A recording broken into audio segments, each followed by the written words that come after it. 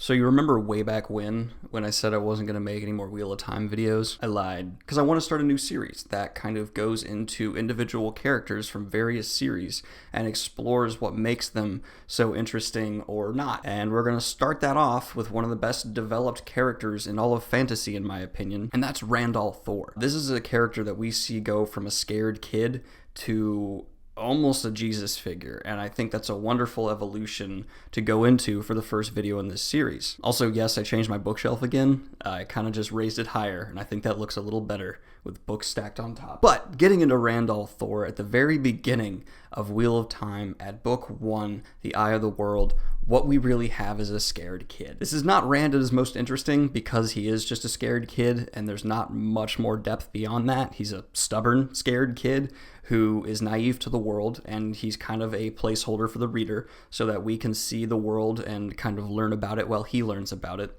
And what this results in is actually a not super deep character to start with, but has so much potential to become what he becomes down the road. And I think that was a smart choice for Robert Jordan to have someone who was so malleable to what was to come, because it makes what changes happen to him very believable. But as this Rand kind of goes on his adventure, he more and more starts resembling a scared animal because everyone keeps trying to put him in a place that he does not want to be, especially in the Great Hunt and a little bit in the Eye of the World. We see a Rand who, his biggest enemy isn't the Dark One, it's destiny. He wants nothing more than to flee the fate ahead of him. He's trying so hard to reject what everyone else is saying is inevitable. Really, the only redeeming factor for this Rand that kind of makes the reader still like him is his determination to protect his friends and his family. This guy has nothing more important in his world than his friends and family. That one redeeming characteristic is certainly enough for us as the reader to stay behind him because it is a very admirable characteristic that he has. Now, the next Rand we kind of encounter, and this really picks up in the third book,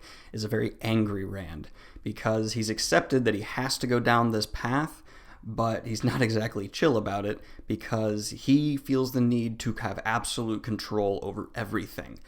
We see him kind of bulk at anyone who questions him or goes against him in any way. He just kind of feels the need to have absolute power, and what that really is stemming from, at least my impression, is a lot of insecurity, because you have this scared kid who's now in charge of entire countries who just feels the need to just control it all because, oh my god, if he doesn't control something and it goes wrong, then he'll feel totally responsible. I would actually say this is Rand at his least likable because he can really come across as a cocky prick, especially with the way he handles other people who we should respect their authority, especially other nobles. He's kind of dismissive and talks down to them because he sees himself as a hero of the people, which in a lot of ways he is, but he kind of just assumes that he earns all this respect because he's the Dragon Reborn, and he's not open to the idea of really having to prove himself to anybody. He's just I'm here, I'm in charge, listen to me, because he's so afraid of what happens if he's not in charge. Now, this next stage of Rand really starts bleeding into the angry Rand and continues with him almost until the very end,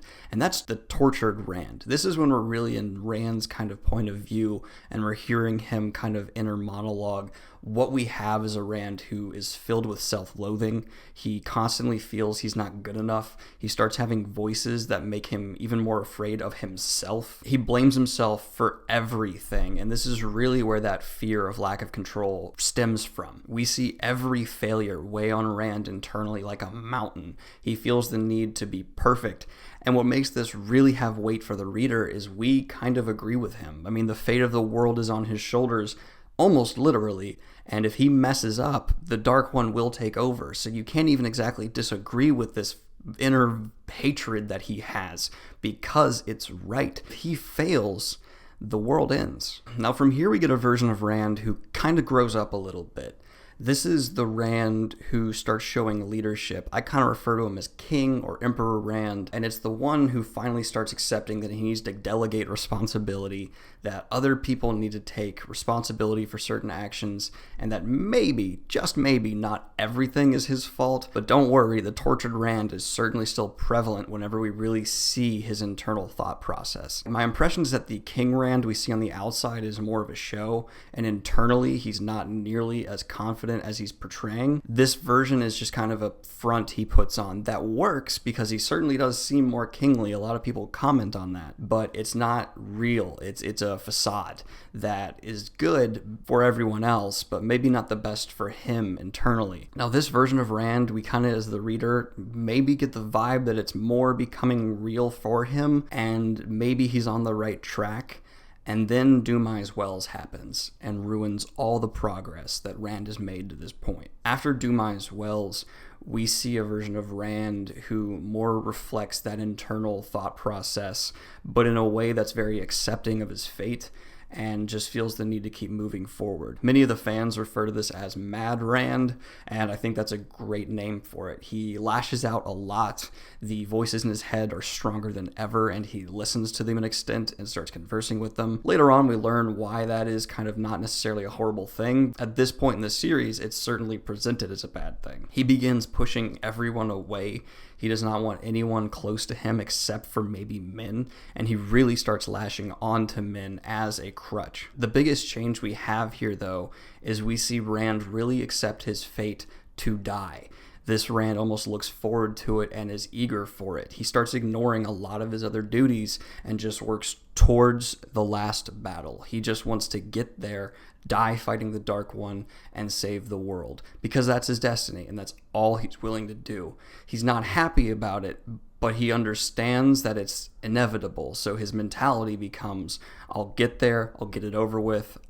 I don't have to live much longer, at least it'll all be over then. There's basically a lot of tinges of suicide now inside of Rand's head. He just wants it to be over and done with. Now, if you thought that was bad, next up we have Stone Rand, a Rand who does not let himself feel anything, and this Rand is brought about by one specific incident, and that's when a Forsaken takes over his body and tries to make him kill men. After this traumatic event, Rand kind of refuses to let himself love men or anyone else. He turns himself internally into a rock. He starts ignoring all the voices in his head, which at this point in the series have kind of actually been helpful, but he just kind of blocks everything out. He decides that he will be nothing but a tool to kill the Dark One, and he won't let himself be a person. This is the worst combination for him at this point, because as he's pushing everything out, he starts to crack himself. The weight of putting all of this stuff on his shoulders is finally starting to make him kneel. He can't really keep up this facade,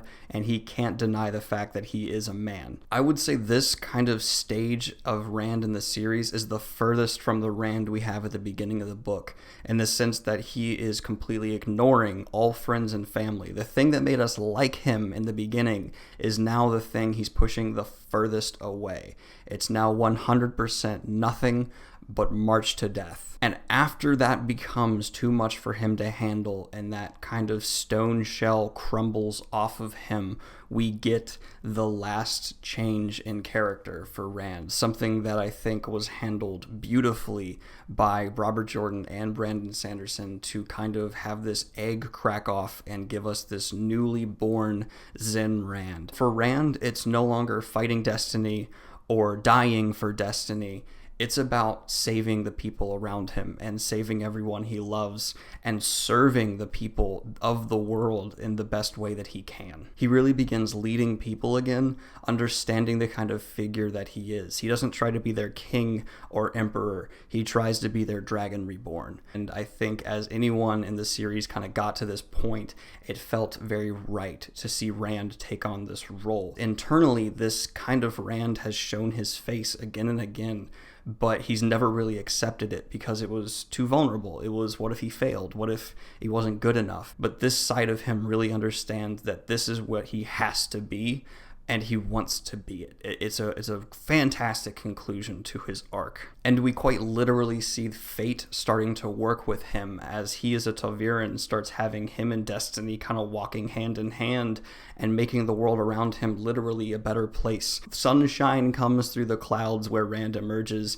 and crops bloom, and he's just in his natural true form. And as Rand works with destiny, we have the conclusion of the Wheel of Time. Thank you guys for watching. I thought this was a really fun video to do, and I'd love to do it for more characters in a lot of different series. I'm going to be doing a Q&A soon. Let me know if you have any questions for me down in the comments. Just go ahead and throw them down there.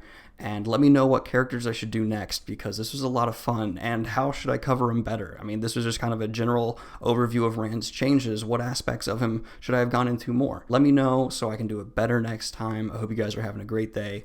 Like and subscribe and all that YouTube jank, and have an awesome one. Peace.